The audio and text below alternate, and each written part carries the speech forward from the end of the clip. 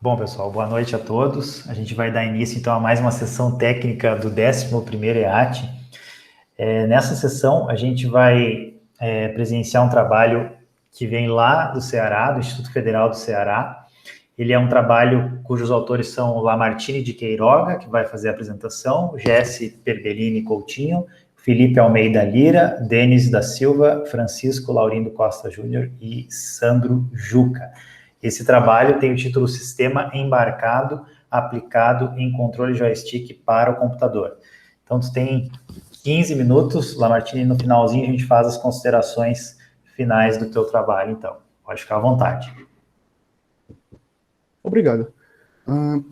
Pois bem, olá, eu sou o Lamartine Antônio, eu sou o autor que vai apresentar o trabalho Sistema Embarcado Aplicado em Controle de Joystick para Computador.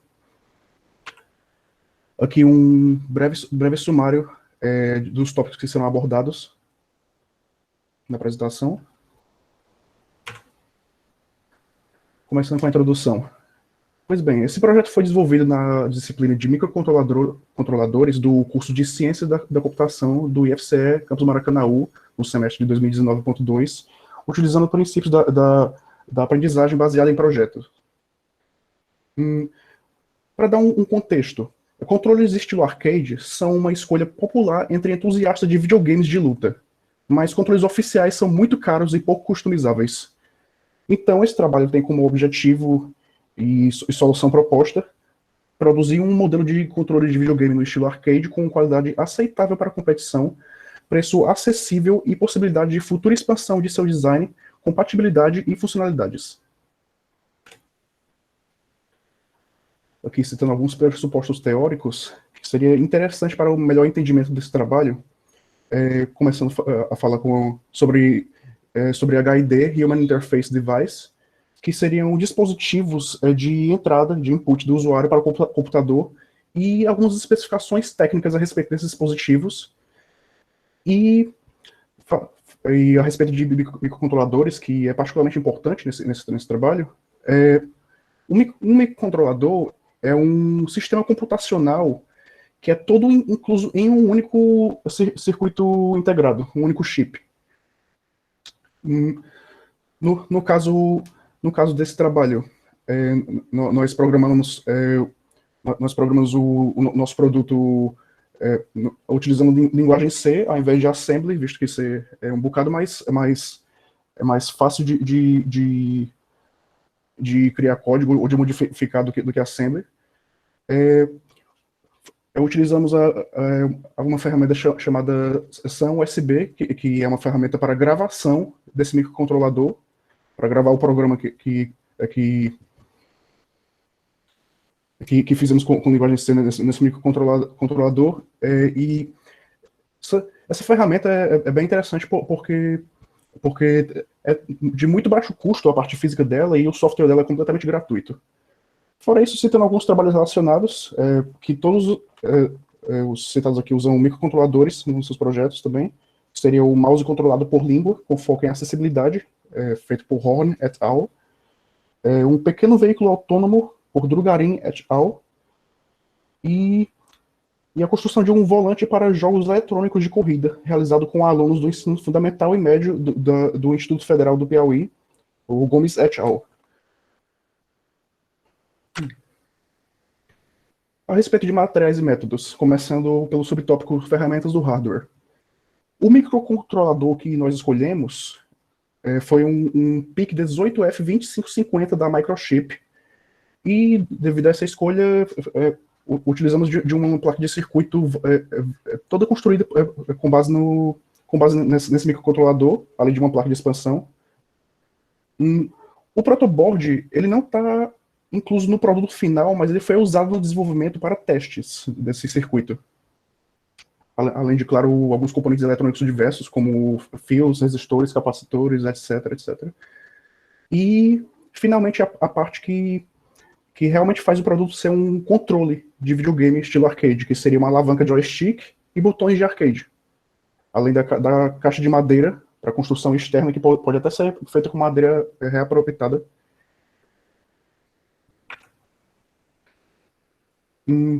Agora, a respeito dos softwares usados, nós utilizamos uma firmware genérica para a produção de controles usando microcontroladores da família PIC. E, no caso, é uma firmware genérica que nós vamos trabalhar por cima dela. Nós trabalhamos, no caso, por cima dela.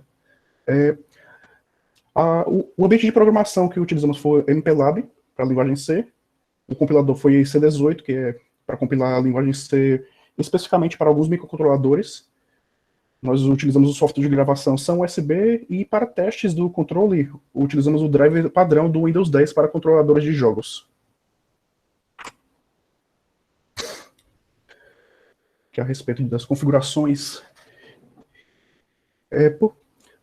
Acho interessante citar uma característica em particular da firmware base, né, que a gente usou para modificar. A firmware base ela tinha funcionalidades excessivas para o escopo do nosso trabalho, inclusive elas estavam interferindo nas funcionalidades que nós queríamos. Então pois bem, a firmware original ela tinha 5 eixos direcionais, aqui são 2 eixos juntos. Todos esses eixos são analógicos e tinha um total de 24 botões, um tanto quanto exagerado, na minha opinião, mas enfim. E, enfim, para desabilitar foi necessário modificar os descritores USB do código da firmware, toda a struct de USB descriptors, e enfim, nós desabilitamos 3 dos eixos analógicos e os botões do 11 até o 24.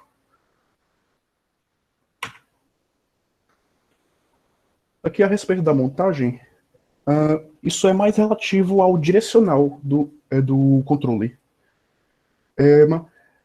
Mas a nível de contexto, seria interessante citar os 2 principais tipos de direcional de videogame, que seriam um direcional digital e analógico.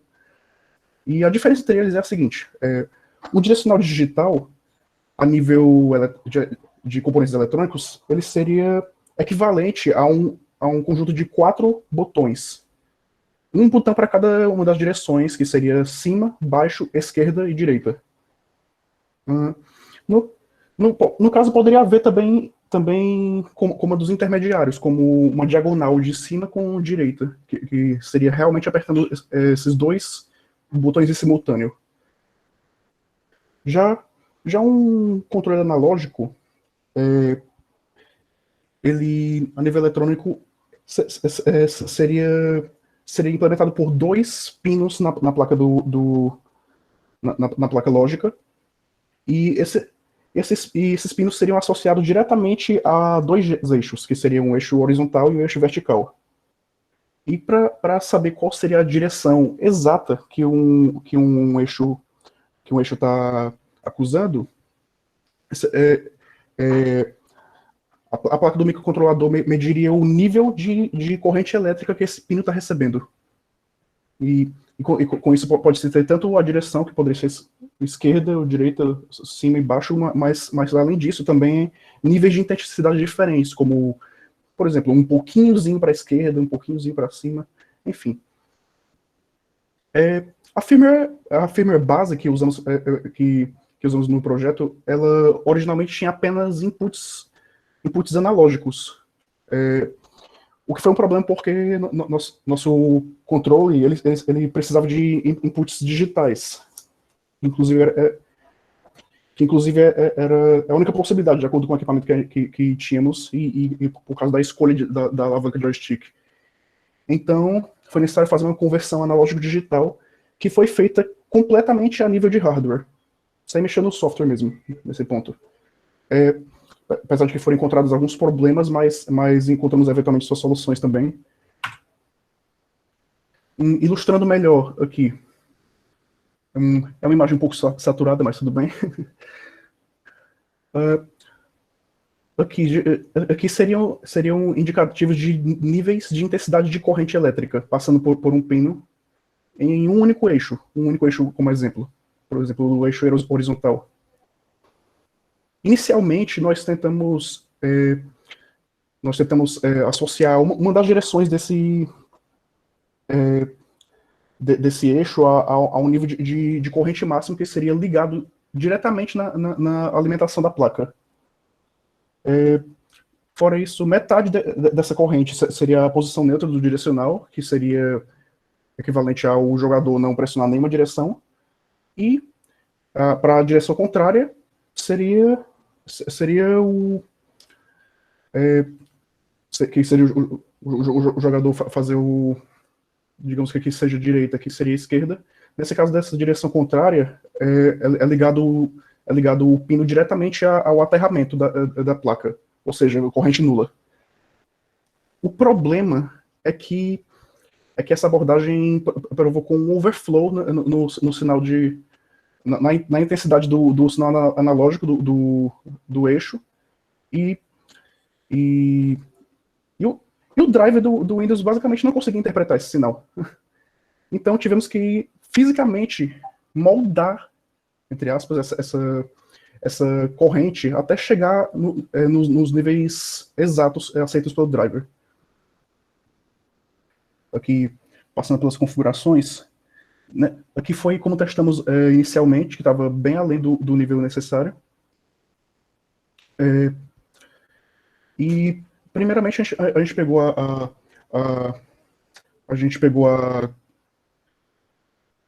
posição neutra do direcional e fomos calibrando usando um potenciômetro até finalmente ficar centralizado com o neutro do drive do Windows. Ainda assim estava vendo um overflow em uma das direções desse eixo, então, mas aqui não precisamos mais usar outro potenciômetro, porque aqui, como a gente já achou qual seria a resistividade exata que o driver vai ler a corrente que passa por ela e interpretar como valor neutro do direcional, a gente pode calcular qual é a resistividade exata também que seria para a direção máxima.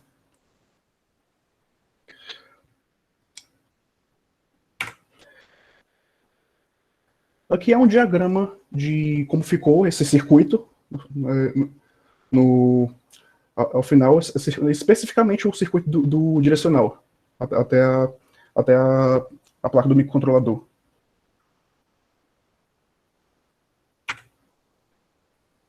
Indo agora para resultados e conclusão.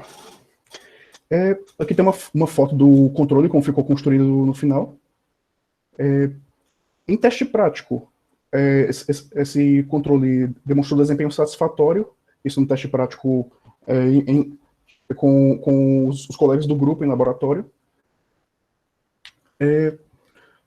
O design do equipamento é flexível, no sentido de que a construção dele pode ser redesenhada de acordo com a preferência de qualquer jogador que for usá-lo. Então, esse controle tem potencial para ser confortável para qualquer jogador, bastando que mude o desenho do layout, dos botões, o espaçamento, a organização e tudo mais. E quanto ao custo, bem, todos os materiais foram de custos mais baixos que eu podia achar, mas dentro de um padrão de qualidade ainda, e o custo total da construção desse controle foi de R$178, o que é muito abaixo de controles semelhantes no mercado, os oficiais, no caso. Considerações finais. O experimento resultou num produto final que atingiu o objetivo almejado. Um controle com qualidade satisfatória, baixo custo e possibilidade de expansão. Mas sempre há espaço para melhorias, né? Então, algumas ideias para projetos futuros. Poderia-se planejar um produto voltado para acessibilidade, no caso, acessibilidade para pessoas com necessidades especiais, ou até mesmo poderia-se expandir o projeto para uso de outras APIs, como X-Input e Direct Input, o que ampliaria a compatibilidade desse controle. Como assim? Ao invés de só funcionar em computador, ele poderia também funcionar em dispositivos Android ou dispositivos ou mesmo em sistemas RetroArch embarcados em Raspberry Pi ou até talvez alguns consoles de videogame. Aqui algumas referências que usamos para pesquisa. os contatos de cada um dos autores. E é isso, muito obrigado. Eu quero agradecer especialmente a organização do evento pela oportunidade de apresentar esse trabalho, ao IFCE Maracanaú por possibilitar meu estudo e orientação. Eu quero agradecer também ao laboratório, o LAESE, por disponibilizar o espaço e ferramentas para o desenvolvimento desse projeto. E claro, aos meus colegas, os coautores que ajudaram nesse desenvolvimento, entre eles o meu professor orientador Sandro Jucá, que inclusive foi o criador da citada fermentação USB. É isso, obrigado. Obrigado, Lamartine, pela apresentação. Vamos passar, então, às considerações finais. Vou passar a palavra para a professora Renata. Bom, primeiramente, eu queria dar parabéns pelo trabalho, eu achei bem interessante. Muito obrigado. Na verdade, assim, eu tenho uma dúvida, mais por uma curiosidade, tá? Durante o desenvolvimento da construção ali, né, do controle que vocês realizaram, quais foram, né, ou qual foi a maior dificuldade que vocês encontraram, tanto na questão da montagem do controle, quanto na questão da programação? Vocês tiveram, assim, uma grande dificuldade, algum ponto, assim? Eu diria que nós tivemos que ter um exercício criativo bem grande para como a gente faria a conversão analógico digital, porque a gente originalmente não fazia nem ideia de como seria interpretado pelo drive do Windows o nível de corrente elétrica. Mas pelo menos a solução do potenciômetro foi bem fácil de manusear quando de nós teve, enfim. A gente pôde caçar literalmente qual era o valor de corrente exato. Perfeito, Lamartine. Eu também tenho uma dúvida. Eu, na verdade, queria primeiramente parabenizar vocês pelo trabalho. Achei bastante interessante essa proposta. Muito obrigado. Principalmente por ser um sistema que tem um custo bem acessível, como tu falou, pouco mais de R$70 ali, você consegue construir com os componentes que são acessíveis hoje em dia, né? Na verdade, R$78, mas tudo bem, um pouco acima. Isso. Mas o que eu queria perguntar é o seguinte, ó, tu mencionaste ali que tu utilizasse um software base, né, e vocês modificaram esse software base para fazer as adaptações que vocês precisaram, sim. E essa conversão aí digital para analógica, que vocês também tiveram que fazer uma adaptação via hardware ali, eu queria te perguntar, assim, qual que seria a dificuldade, talvez, de adicionar novos eixos ali, se quisesse colocar, por exemplo, mais um eixo, ou se quisesse colocar mais botões, teria que fazer alguma modificação, digamos assim, mais significativa nesse software, e também se teria que fazer alguma modificação via hardware diferente daquelas que vocês apresentaram. Seria necessário analisar, primeiramente seria necessário material extra, né, do tipo direcionais extras, realmente, e botões extras, mas fora isso, seria necessário analisar como o driver responderia quando a gente conectasse tudo, porque aqui não deu para detalhar muito, mas algumas das dificuldades que a gente encontrou era justamente que essa multiplexação de botões estava provocando, quando tinha botões demais, estava provocando uma interferência entre os botões de cima dessas linhas e os botões de baixo. Então, teria que analisar novamente o código para ver o que estava provocando isso. Pelo menos a gente implementou de um jeito que fisicamente essa interferência não ocorre. Entendi. Bom, queria então te parabenizar novamente, os autores aí do trabalho, agradecer a sua disponibilidade por fazer essa apresentação aqui para nós. Eu que agradeço.